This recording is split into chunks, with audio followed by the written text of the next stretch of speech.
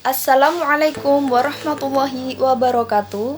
Perkenalkan, nama saya Sevina Nurlaili dari kelompok 2 NIM 9321065519. Di video kali ini saya akan menjelaskan tentang keterampilan belajar siswa mata kuliah strategi pembelajaran.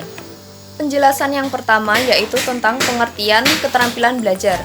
Definisi tentang keterampilan belajar seringkali didasarkan pada daftar keterampilan yang spesifik, seperti mengorganisasi, memproses, dan menggunakan informasi yang diperoleh dari aktivitas membaca. Pengertian lain untuk menjelaskan keterampilan belajar adalah suatu keterampilan yang dapat mengembangkan kemandirian siswa dalam belajar secara khusus. Hakikat keterampilan belajar terbagi menjadi 4, yaitu transformasi persepsi belajar, keterampilan manajemen pribadi, interpersonal, dan keterampilan kerja sama tim, dan yang terakhir kesempatan eksploitasi. Keempat unsur tersebut merupakan ciri keterampilan belajar yang utuh yang sebenarnya tidak dapat dipisahkan satu sama lain.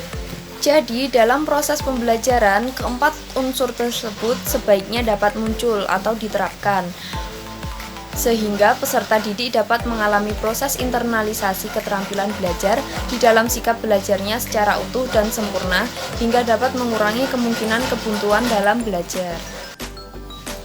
Yang selanjutnya yaitu tujuan penerapan keterampilan belajar yang terdiri dari 3 unsur. Yang pertama, meningkatkan efisiensi dan efektivitas pembelajaran. Yang kedua, menumbuhkan minat dan motivasi belajar. Dan yang terakhir, membentuk peserta didik yang mandiri dalam belajar.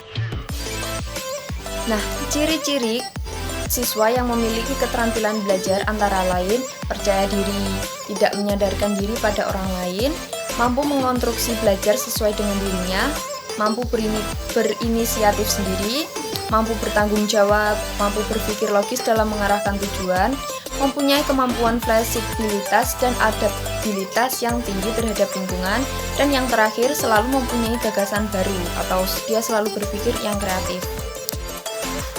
Yang selanjutnya yaitu cara mengatur waktu dan lingkungan. Yang pertama, cara mengatur waktu, yaitu dengan membuat jadwal kerjaan, membuat jadwal harian atau mingguan. Yang ketiga, merencanakan jadwal yang lebih panjang atau bulanan.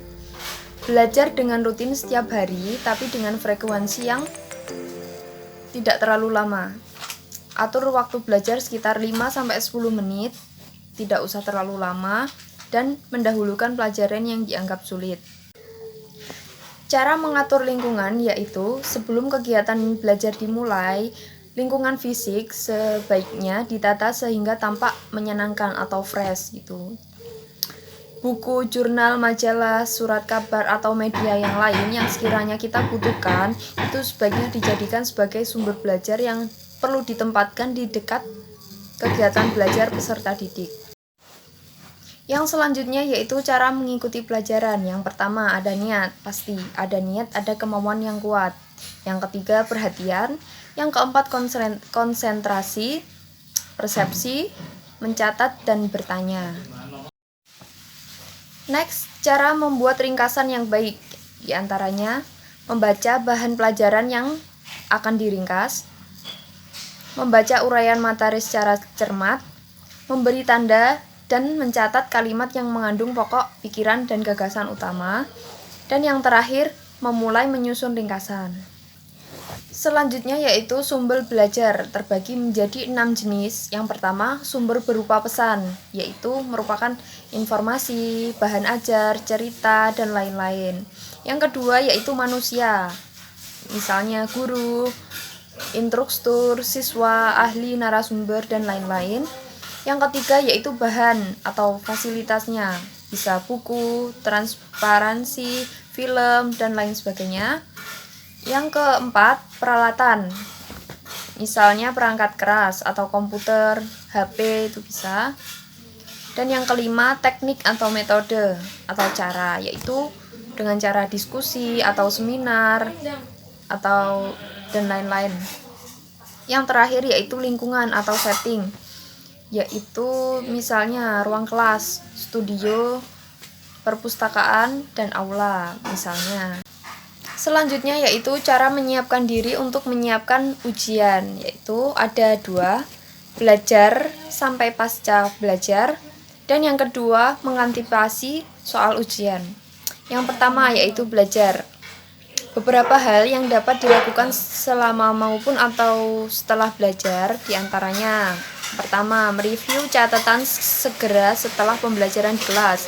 Yang kedua, mereview catatan dengan singkat sebelum masuk pembelajaran di kelas berikutnya. Dan yang terakhir, menjadwal waktu yang agak lama untuk review catatan tersebut secara periodik.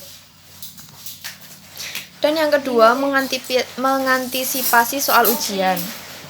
Siswa yang dapat mengantisipasi soal ujian dengan mengira-ngira soal yang akan keluar dengan yang pertama, perhatikan setiap pedoman belajar.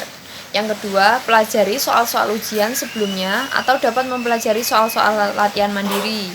Yang ketiga, dengan berdiskusi dengan teman. Yang selanjutnya yaitu ada tips saat ujian. Yang pertama, datang dengan persiapan yang matang dan lebih awal. Yang kedua, tenang, percaya diri, sudah siap sedia, dan akan mengerjakan ujian dengan baik. Yang selanjutnya, mereview soal-soal ujian dulu.